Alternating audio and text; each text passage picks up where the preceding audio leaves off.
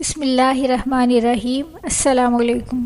آج اس ویڈیو میں آپ کو رزق میں برکت کے لیے 2 ایسے سنت عمل بتاؤں گی کہ جب آپ ان کو اپنی زندگی میں شامل کریں گے تو اللہ تعالیٰ نہ صرف آپ کے دسترخوانوں کو وسیع فرمائے گا بلکہ آپ کی زندگی کے ہر کام میں اور آپ کے رزق میں بہت برکت اور وسعت فراخی عطا فرمائے گا۔ سب سے پہلا کام جو آپ صلی اللہ علیہ وسلم نے صحابہ کرام کو تعلیم فرمایا وہ یہ تھا کہ رزق میں برکت کے لیے ہمیشہ باوضو رہا کرو۔ یہ بہت آسان ہے کہ ہم ہر وقت خود کو باوضو رکھیں اور اس سے اللہ تعالیٰ نہ صرف ہمارے دسترخوان وسیع فرمائیں گے بلکہ ہمارے ہر عمل میں بھی اللہ تعالیٰ بہت برکت عطا فرمائیں گے۔ اور دوسرا یہ کہ ایک صحابی نے آپ صلی اللہ علیہ وآلہ وسلم سے اپنے رزق کی تنگی کی شکایت کی، جس پر آپ صلی اللہ علیہ وآلہ وسلم نے ارشاد فرمایا، جس کا مفہوم ہے کہ تم جب بھی اپنے گھر یا اپنی دکان میں داخل ہو تو ہمیشہ بسم اللہ کہہ کر السلام علیکم کہو، اس کے بعد درود ابراہیمی پڑھو اور پھر سورہ اخلاص پڑھو۔